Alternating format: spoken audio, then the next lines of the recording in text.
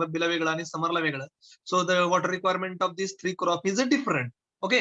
आणि if you are cultivating the sugar cane, जर sugar केनच लावला असेल, then the water requirement of sugar cane is same. Okay. No doubt it will change according to season. Season ते season थोडेसे water requirement of sugar cane मध्ये change होऊ शकतो. Means in a rainy season water requirement of sugar cane is very low or less because there is a rainfall. In a winter season, the water requirement of sugarcane is average, and in a summer month, the water requirement of the sugarcane will be more. कारण की उन्हाळ्यामध्ये evaporation transpiration will be मोर. आता water requirement मध्ये rainfall तसं पाहायला गेलं तर include केला जात नाही.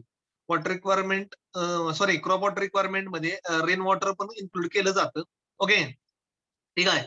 त्याच्यामध्ये well, tank, canal or river irrigation, नदी, नाले, ओढा किंवा कॅनल मधनं केलेलं इरिगेशन हे वॉटर रिक्वायरमेंट मध्ये पकडलं जातं.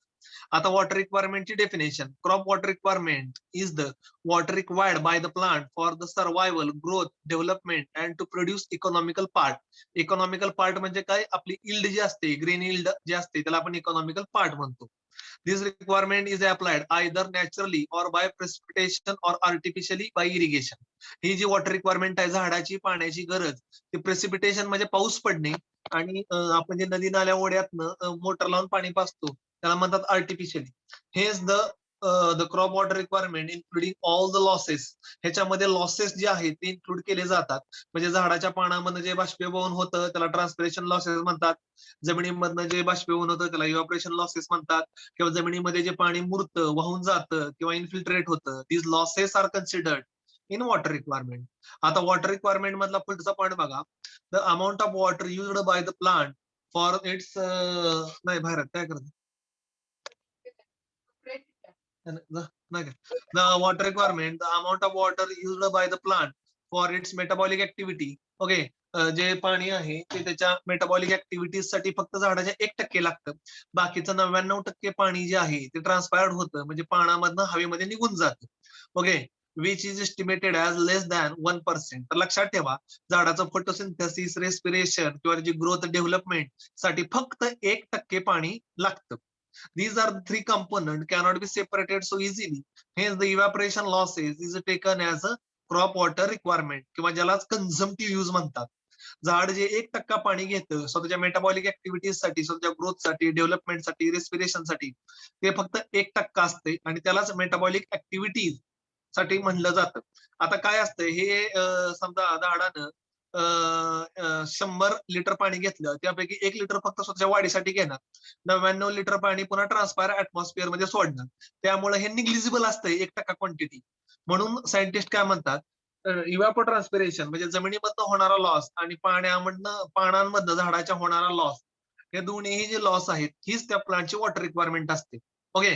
Other application losses and conveyance losses, percolation losses, runoff losses, म्हणजे जे पाणी जमिनीमध्ये मुरतं, वाहून जातं, रन ऑफ होऊन जातं, ते सगळं ह्याच्यामध्ये कन्सिडर केलं जातं.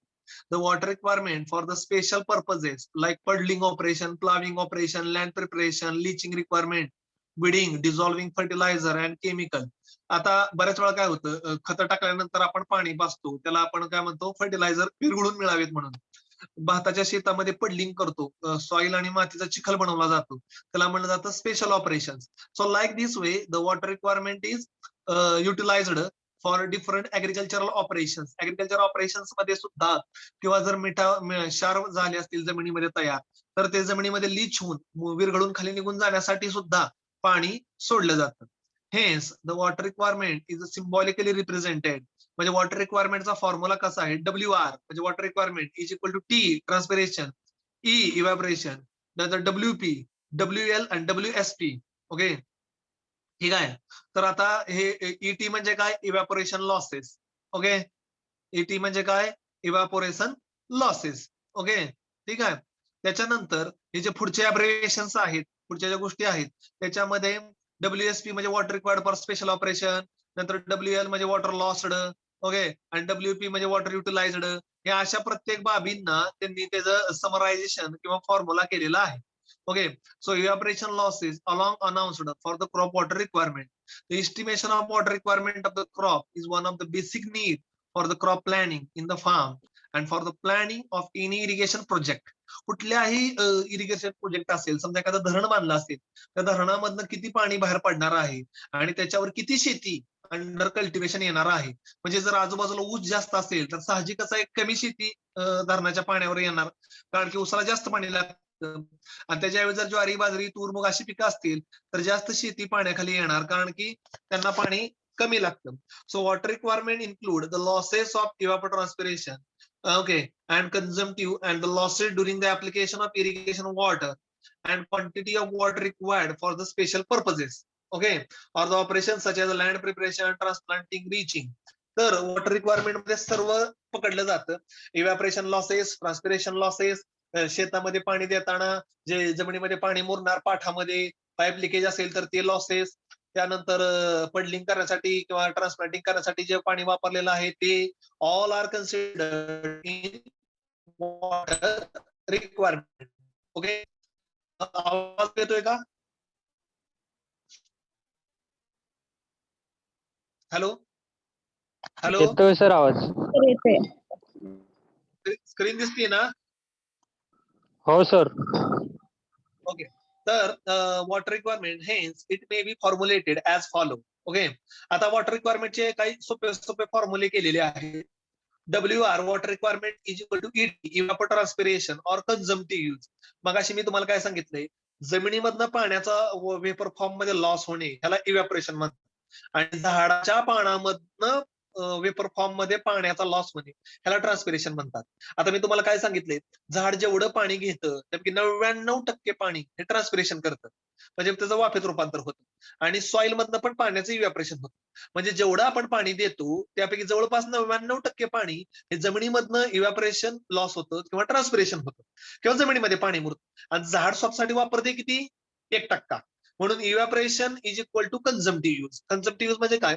झाडाच्या ज्या मेटाबॉलिक ऍक्टिव्हिटीज आहेत, ट्रान्सपिरेशन, रेस्पिरेशन, याच्यासाठी 1% पाणी लागतं. म्हणून evaporation is equal to consumptive use असं म्हणलं जातं, कारण की ते सेपरेट मोजणं शक्य नाही. ऍप्लिकेशन लॉसेस मध्ये तुम्हाला काय सांगितलं, पाटानं पाणी येतं, कॅनलनं पाणी येतं, त्या जमिनीमध्ये मुरतं, त्याचा जो लॉस होतो त्याला म्हणतात ऍप्लिकेशन लॉसेस, किंवा पाईपलाईन लिकेज असते त्याच्या वेळेस पण ऍप्लिकेशन लॉसेस होतात. त्यानंतर वॉटर फॉर स्पेशल नीड. आता बऱ्याच वेळा जमिनीमध्ये ट्रान्सप्लांटिंग करायला, पडलिंग करायला पाणी सोडावं लागतं, पण ते पिकासाठीच लागतं ना, ते असल्याशिवाय तुमच्या जमिनीचं पडलिंग कसं होणार? तर मग ते पण पकडलं जातं. म्हणजे भाताच्या शेतामध्ये भात लावल्यानंतर जे पाणी लागतं एवढंच पकडायचं नाही, तर पडलिंग करायला, ट्रान्सप्लांटिंग करायला जे पाणी लागतं ते पण पकडतात. It can be also stated based on the supply of source. Okay, water requirement is equal to irrigation requirement plus ER effective rainfall plus S soil water contribution.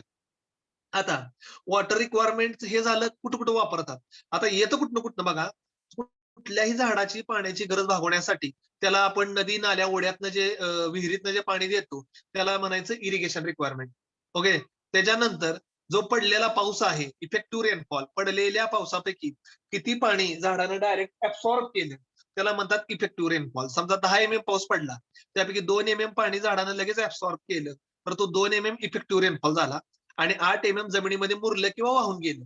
आता जे जमिनीमध्ये मुरतं त्याला कॉन्ट्रीब्युशन ऑफ ग्राउंड वॉटर म्हणतात, कारण की जमिनीमध्ये मुरलेलं पाणी झाड पुन्हा 8, 10, 15 दिवसानंतर ऍब्सॉर्ब करू शकतं. ह्याला म्हणायचं कॉन्ट्रीब्युशन ऑफ ग्राउंड वॉटर. तर वॉटर रिक्वायरमेंट एखाद्या प्लांटची कशी कंप्लीट होते, तर नदी, नाल्या, ओढ्यातनं, विहिरीतनं दिलेलं पाणी, त्यानंतर पडलेला पाऊस पडता पडता जे झाडानं पाणी ऍब्सॉर्ब केलेलं आहे त्याला इफेक्टिव्ह रेनफॉल, आणि जे जमिनीमध्ये मुरलेलं आहे आणि पुन्हा 8-15 दिवसानं झाडाने जे घेतलेलं आहे त्याला म्हणतात contribution from the ground water table, ज्याला एस असं डिनोट केलं जातं. आता हे झालं वॉटर रिक्वायरमेंट. आता आपण जाऊया इरिगेशन रिक्वायरमेंट मध्ये. आता the field irrigation requirement of the crop refer to the water requirement of the crop exclusive of effective rainfall and contribution from the soil profile. It may be given below. आता irrigation requirement मी water requirement effective rainfall plus soil water contribution हे minus केलं जातं. Irrigation requirement मध्ये इरिगेशनचा अर्थ काय आहे? Artificial supply of. Okay, मग आता आपण वॉटर रिक्वायरमेंट बघितलं ज्याच्यामध्ये पावसाचं पडलेलं पाणी पण पकडतात, पण इरिगेशन रिक्वायरमेंट मध्ये पावसाचं पडलेलं पाणी पकडलं जात नाही, किंवा ते जर पावसाचं पाणी जमिनीमध्ये मुरलं असेल आणि ते जर मॉइश्चर प्लांट घेत असेल ते पण पकडलं जात नाही. मग इरिगेशन रिक्वायरमेंट मध्ये काय पकडलं जातं? फक्त आणि फक्त नदी, नाली, ओढ्यामध्ये मोटर लावून तुम्ही जे पाणी दिलं जातं तेवढंच इरिगेशन रिक्वायरमेंट मध्ये पकडलं जातं. कळालं तुम्हाला वॉटर रिक्वायरमेंट इरिगेशन रिक्वायरमेंट मधला फरक? वॉटर रिक्वायरमेंट मध्ये पावसाचं पाणी पडलेलं किंवा सॉइल भिजलेली मिळालेलं मॉइश्चर पकडतात. कशात? वॉटर रिक्वायरमेंट मध्ये. इरिगेशन रिक्वायरमेंट मध्ये पावसाचं पडलेलं पाणी पकडायचं नाही, प्लस पावसाच्या पाण्यामुळे जमिनीमध्ये जे मॉइश्चर साठलेलं आहे आणि ते जे झाडाने ऍब्सॉर्ब केलं ते सुद्धा कन्सिडर केलं जात नाही. इरिगेशन रिक्वायरमेंट मध्ये फक्त आणि फक्त तुम्ही जे नदी नाल्या ओढ्यामध्ये विहिरीमधनं पाणी पिता तेवढंच पकडलं जातं.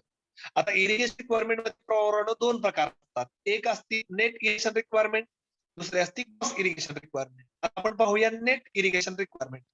It is the actual quantity of water required in terms of depth to bring the soil moisture to the field capacity. Okay, level to meet the evapotranspiration demand of the crop. आता net irrigation requirement मध्ये झाडाला आपण झाडामध्ये किंवा field मध्ये जे पाणी देतो सॉइलच्या मुळाच्या आजूबाजूला आणि त्यामुळे सॉइल फील्ड कॅपॅसिटीला येते. ओके, म्हणजे सॉइल मध्ये जवळपास 50-60% मॉइश्चर येतं. ह्याला म्हणायचं net irrigation requirement. Net irrigation requirement मध्ये शेतामधनं वाहून जाणारं पाणी, जमिनीमध्ये मुरणारं पाणी हे लॉसेस पकडले जात नाहीत. फक्त झाडाच्या मुळाच्या जवळपास किती पाणी भेटतं किंवा झाडाला इव्हॅपोट्रान्सपिरेशन करायला किती पाणी अवेलेबल होतं ह्याला म्हणायचं नेट इरिगेशन रिक्वायरमेंट. आता तुम्हाला आपलं उदाहरण देतो. ओके, आता एक लक्षात ठेवा, तुम्हाला जर विचारलं की तुम्हाला रोज किती पाणी लागतं तर तुम्ही काय म्हणणार? सर आम्हाला 3 ते 4 लिटर पाणी लागतं. पण 3 ते 4 लिटर पाणी तुम्हाला फक्त प्यायला लागतं. बरोबर आहे का? मग ती झाली तुमची नेट इरिगेशन रिक्वायरमेंट. म्हणजे रोज एक माणूस 2 ते 3 लिटर पाणी पितो जे त्याच्या शरीरामध्ये जातं त्याला म्हणलं जातं नेट इरिगेशन रिक्वायरमेंट. पण तुम्हाला अंघोळ करायला पाणी लागतं, टॉयलेट बाथरूम मध्ये तुम्हाला पाणी लागतं, तुमचे कपडे धुवायला पाणी लागतं, तुमची भांडी धुवायला पाणी लागतं, स्वयंपाकाची ती तुमची आई भांडी धुते, कपडे धुते, मग ती तुमची कपडे ती तुमचं लागतं. मग ते जे पाणी लॉस होतं, कपडे धुतलं की ते पाणी वाया जातं, टॉयलेट बाथरूम मध्ये पाणी वाया जातं, त्याला म्हणायचं ग्रॉस इरिगेशन रिक्वायरमेंट. कळाला का फरक? नेट इरिगेशन रिक्वायरमेंट आणि ग्रॉस इरिगेशन रिक्वायरमेंट. तर it is the total quantity of water used for irrigation including the losses. तर ग्रॉस इरिगेशन रिक्वायरमेंट मध्ये नदी नाल्या ओढ्यामध्ये मधनं पाणी उचलल्यानंतर पाटानं जे पाणी जमिनीमध्ये मुरतं किंवा लॉस होतो किंवा इव्हॅपोरेशन होतं हे सगळं पकडलं जातं. तर लक्षात घ्या फरक नेट इरिगेशन रिक्वायरमेंट आणि ग्रॉस इरिगेशनचा. तुम्हाला हे फरक खूप सुंदर पद्धतीने सांगितलेला आहे. तुम्हाला जे पाणी प्यायला लागतं ते म्हणजे नेट इरिगेशन.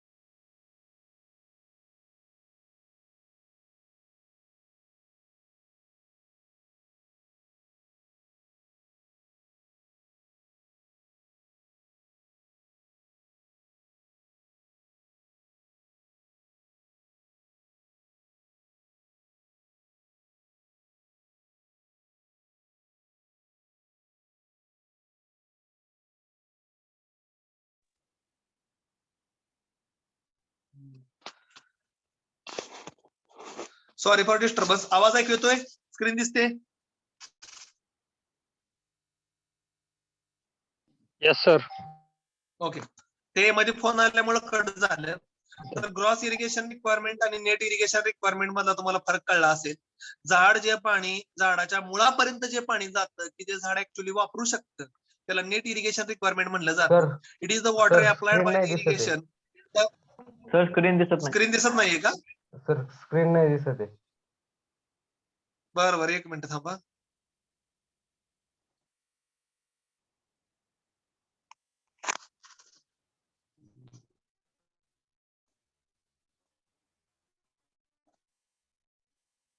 आता दिसते का बघा? दिसेल आता तुम्हाला. Okay,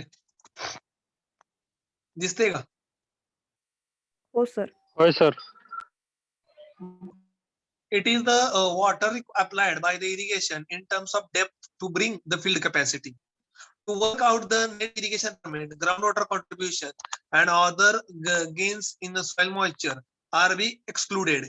It is the amount of irrigation water required to bring the soil moisture level in the effective root zone to the field capacity. Okay, for the meeting the evapotranspiration demand. Okay, म्हणजे net irrigation requirement मध्ये शेतामध्ये जे तुम्ही पाणी देतात, आपण शेताला किती दिलं बाबा, 100 लिटर पाणी दिलं, मग 100च्या 100 लिटर पाणी झाडाला मिळतं का? नाही मिळत. 100 लिटर पाणी शेतामध्ये देताना 30-40 लिटर पाणी जमिनीमध्ये मुरतं, 40-50 लिटर मुरतं.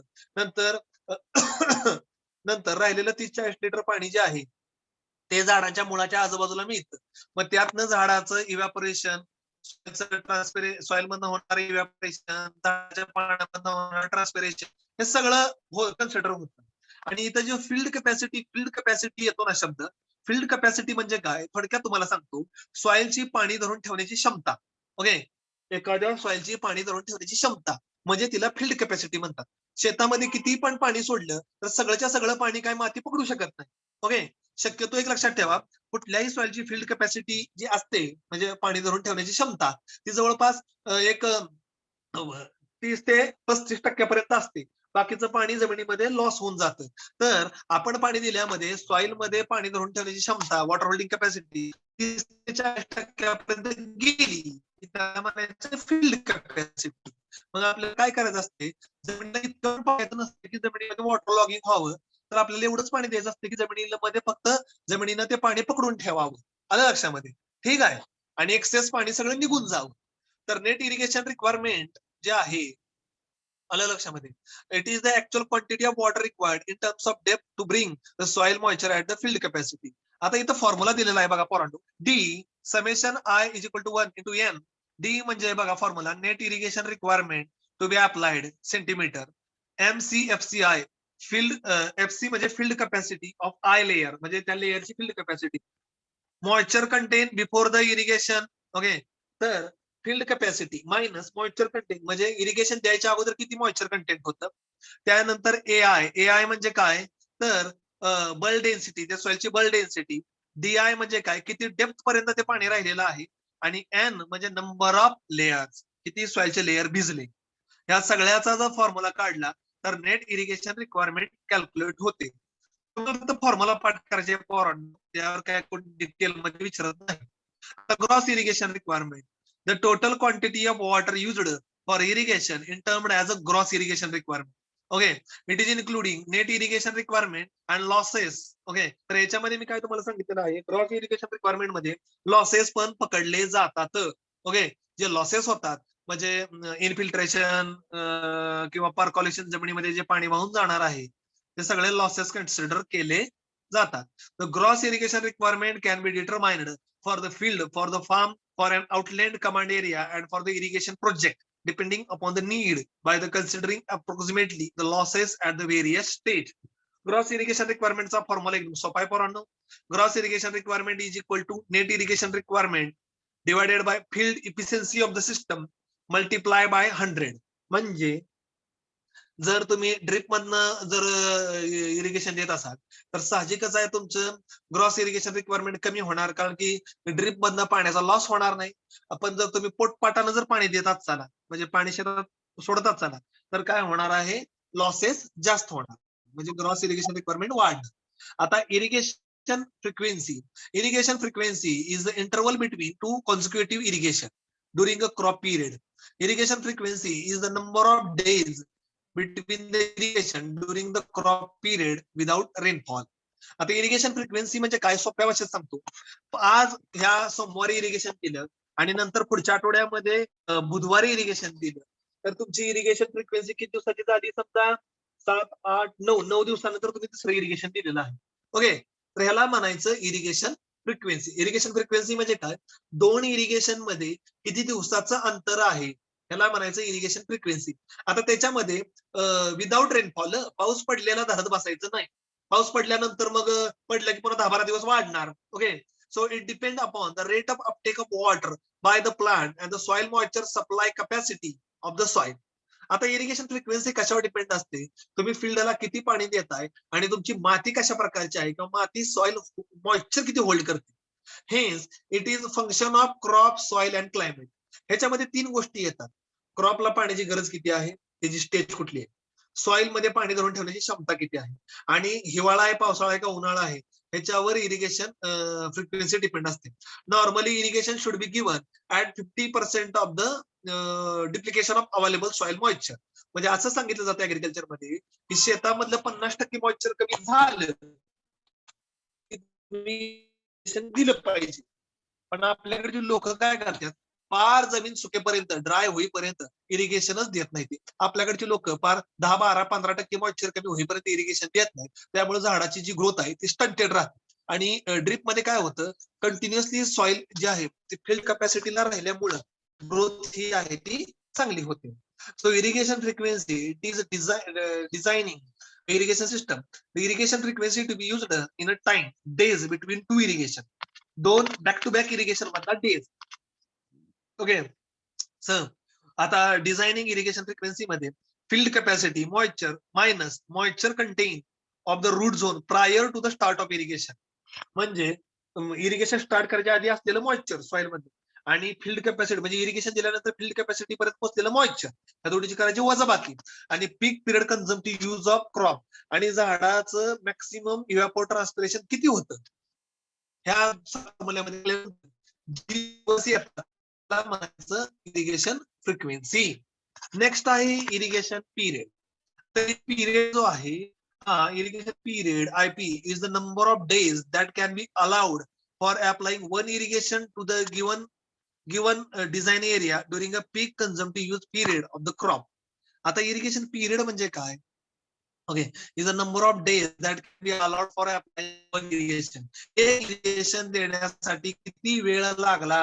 आता एक हेक्टर क्षेत्र असेल तर एक इरिगेशन देण्यासाठी दोन दिवस तरी कमीत कमी लागतात. ड्रीप असेल तर मग काय इरिगेशन पिरियड काय एवढा राहत चालतं, एका दिवसात काय 1 हेक्टर भिजवून होत नाही. त्यामुळे जो वेळ लागतो त्याला इरिगेशन पिरियड असं म्हणलं जातं. आलं लक्षामध्ये. फॉर्म्युला आहे net amount of moisture in soil starting of irrigation to peak period consumptive use. Peak period consumptive use ह्याचा अर्थ काय, मॅक्सिमम इव्हॅपोट्रान्सपिरेशन फील्ड मधनं होणे त्याला म्हणतात पीक पिरियड कन्झम्प्टिव्ह यूज. आता method of estimation water requirement. Water requirement estimation करण्याच्या methods कोणत्या कोणत्या आहेत, त्यामध्ये ग्रॅव्हिमेट्रिक मेथड आहे, व्हॉल्युमेट्रिक मेथड आहे, स्पिरिट बर्निंग आहे, इन्फ्रारेड मॉइश्चर बॅलन्स आहे, इनडायरेक्ट मध्ये इलेक्ट्रिक रेजिस्टन्स ब्लॉक आहे, न्यूट्रॉन स्कॅटरिंग टेक्निक आहे, टेन्सिओमीटर आहे, प्रेशर प्लेट आहे. आता हे काय लिहिलंय बघा मी इथं, note the method already covered in a practical. आता ह्या ज्या मेथड आहेत त्या मी तुम्हाला प्रॅक्टिकल मध्ये शिकवणार आहे. ओके, प्रॅक्टिकल मी तुमची अजून चालू केलेली नाहीत. आलं लक्षामध्ये.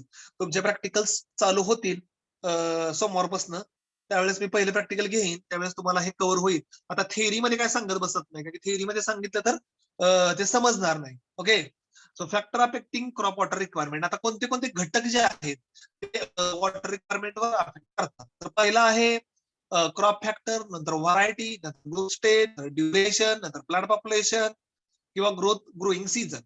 आता पहिला बघूया क्रॉप फॅक्टर. आता water requirement depend upon the variety selected for the. आता जर तुमची ड्रॉट रेजिस्टंट व्हरायटी असेल, अशी व्हरायटी असेल की जी कमीत पाण्यावर येऊ शकते, तर साहजिकच आहे तुमची वॉटर रिक्वायरमेंट कमी होणार. Growth stage, if the crop is critical growth stage like tillering, flowering और व्हेजिटेटिव्ह ग्रोथ स्टेज, त्याची वॉटर रिक्वायरमेंट जास्त असणार आहे.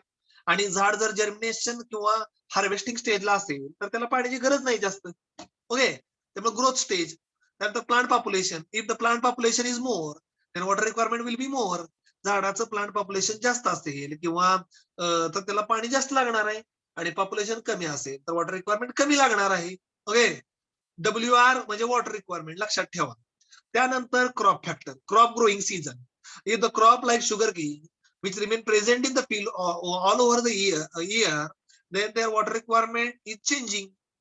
ओके, उदाहरणार्थ पावसाळ्यामध्ये ह्युमिडिटी असते, पाऊस चांगला पडत असतो, त्यामुळे 15 ते 20 दिवसाला जर एकदा इरिगेशन दिलं तरी चालतं. हिवाळ्यामध्ये 10 ते 12 दिवसानंतर इरिगेशन द्यावं लागतं, आणि उन्हाळ्यामध्ये टेम्परेचर जास्त असल्यामुळे 6 ते 7 दिवसानंतर पाणी द्यावं लागतं. म्हणजे क्रॉपचा ग्रोईंग सीझन कोणता आहे ह्याच्यावर सुद्धा वॉटर रिक्वायरमेंट चेंज होते. Duration if the short durational variety are required, जर एखादी व्हरायटी एखाद्या क्रॉपची 90 दिवसामध्ये तयार होणार असेल तर त्याला साहजिकच आहे कमी पाणी लागणार आहे, आणि एखाद्या व्हरायटीला 110 दिवस लागणार असतील, साहजिकच आहे त्याला जास्त पाणी लागणार आहे. ओके. त्यानंतर सॉइल फॅक्टर. आता सॉइल फॅक्टर मध्ये स्ट्रक्चर, टेक्स्चर, डेप्थ, टोपोग्राफी हे पॉइंट येतात. आता क्रम्बी किंवा ग्रॅन्युलर स्ट्रक्चर असेल सॉइलचं तर ते चांगलं पाणी धरून ठेवतं, आणि जेवढं जास्त चांगलं पाणी धरेल तेवढं तुमचं जास्त पाणी प्लांटला अवेलेबल होईल, म्हणजे तुमची वॉटर रिक्वायरमेंट जी आहे ती कमी होईल. आणि जर तुमची सॉइल प्रिझमॅटिक किंवा प्लेटी असेल किंवा खरबडीत असेल किंवा वाळूसरी असेल तर ती पाणी धरणार नाही, पाणी सोडणार, लॉसेस जास्त होणार, म्हणजे तुमची वॉटर रिक्वायरमेंट वाढणार. त्यानंतर टेक्स्चर, क्लेई और loamy soil will hold the more water. Clay किंवा लोमी सॉइल चांगल्या पद्धतीने पाणी धरणार, सँडिसिटी जास्त पाणी नाही, त्यामुळे वारंवार पाणी द्यावं लागतं, त्यामुळे वॉटर रिक्वायरमेंट काय होणार, सँडिसिटी मध्ये वाढणार. खूप सोपे सोपे पॉइंट आहेत मित्रांनो. तर soil factor depth, if the soil depth more water will goes as a deep in a percolation into the soil, so water requirement will be more as compared to the shallow soil. Water will not go very deep, so water requirement will be less. जर जमीन तुमची जास्त भुसभुशीत असेल आणि तर पाणी जास्त जमिनीमध्ये मुरणार खोलवर, त्यामुळे तुम्हाला जास्त पाणी द्यावं लागणार. आणि जर जमिनीला जास्त खोल नसेल, भुसभुशीत जास्त नसेल तर जमिनीमध्ये जास्त पाणी मुरणार नाही आणि वॉटर रिक्वायरमेंट कमी लागणार. त्यानंतर नेक्स्ट पॉइंट आहे topography. If soil having undulating land then the water requirement will be more because the more water loss in a depression. जमीन जर चढ उताराची असेल तर खड्ड्यामध्ये पाणी साठून राहणार, अलग लक्षामध्ये, त्यामुळे जास्त पाणी लागणार. आणि जमीन जर लेवल असेल तर मग पाणी इव्हनली अख्ख्या शेतामध्ये डिस्ट्रीब्यूट होणार आणि जास्त पाणी लागणार नाही. त्यानंतर नेक्स्ट पॉइंट आहे क्लायमॅटिक. आता क्लायमॅटिक फॅक्टर मध्ये येतं temperature, sunshine hour, relative humidity, wind velocity आणि रेनफॉल. आता क्लायमॅटिक फॅक्टर मध्ये temperature, if the temperature will more it will increases the evaporation transpiration losses, water requirement will be more. उन्हाळ्यामध्ये जास्त पाणी का लागतं, कारण फील्ड पाण्याचा लॉस जास्त होतो इव्हॅपोरेशन आणि ट्रान्सपिरेशन मध्ये, त्यामुळे जास्त पाणी लागतं.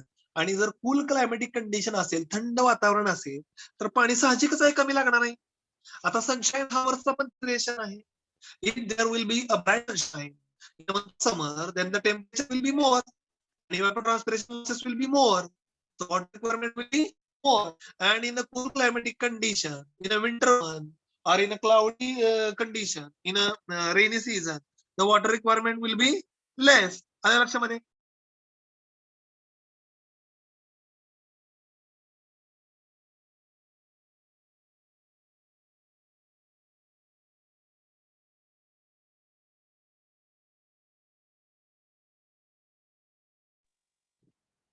ओके.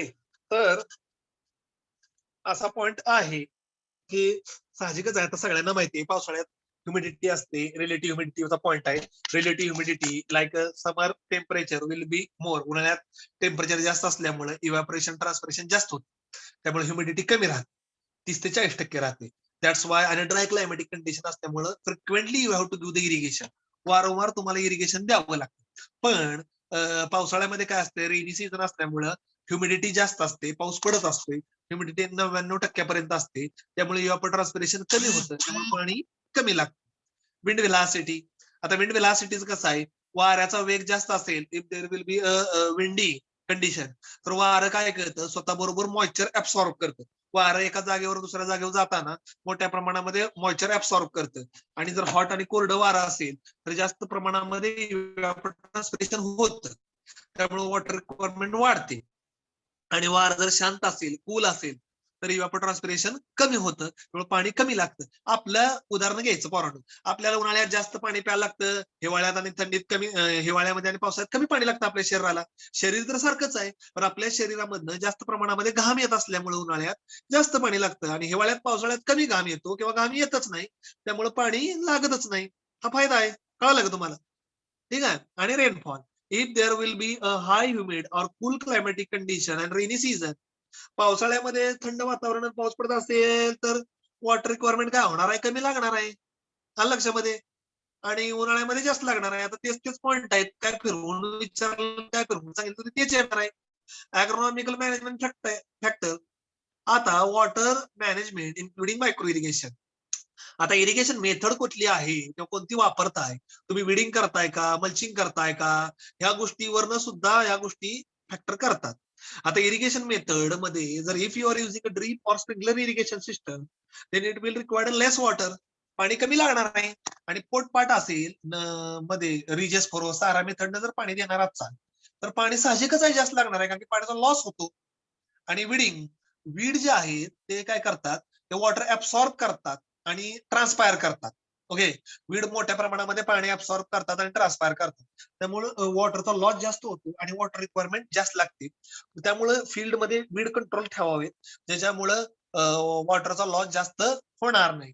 आणि त्याच्यानंतर मल्चिंग जर केलं, प्लास्टिक कव्हरनं जर मल्च केलं, ओके, ड्रिप टाकून जर मल्चिंग केलं तर अतिशय कमी पाण्यामध्ये तुम्ही क्रॉपची ग्रोथ घेऊ शकता. का की इव्हॅपोरेशन लॉस जर थांबला तर मोठ्या प्रमाणामध्ये ते जे पाणी आहे ते प्लांटलाच मिळेल. Frequency of irrigation and its efficiency. If the frequency of irrigation is more and efficiency is less, it will observe in surface method then lot of water is wasted. वारंवार जर भरपूर पाणी देत बसला तर पाण्याचा लॉस जास्त होणार. त्यामुळं पाणी कमी द्या. ओके, फ्रिक्वेन्सी वाढली तरी चालेल, काय हरकत नाही, पण पाणी कमी द्या. म्हणजे ड्रीप मध्ये आठवड्यात तुम्ही 2 वेळा चालू करा किंवा 3 वेळा करा, काय प्रॉब्लेम येणार नाही, झाडाला पाणी भरपूर मिळेल. पण आपण पोट पाण्यात काय करतो, एकदा पाणी देतो भरपूर खच्चून शेतात सोडतो आणि पुन्हा 15 दिवस, 20 दिवस, 25 दिवस काय त्याला पाणीच देत नाही. ओके, तर अशामुळे झाडाची ग्रोथ पण होत नाही, वाढ पण होत नाही. तर अशा रीतीनं पोरांनो हा जो पॉइंट होता तो शिकवून संपलेला आहे. ओके, कोणाला काही शंका असतील तर विचारा. हा जो पॉइंट आहे हा शिकवून संपलेला आहे. कोणाला काही शंका डाऊट असतील तर यू कॅन आस्क. आहेत काय कोणाला काही शंका डाऊट? आणि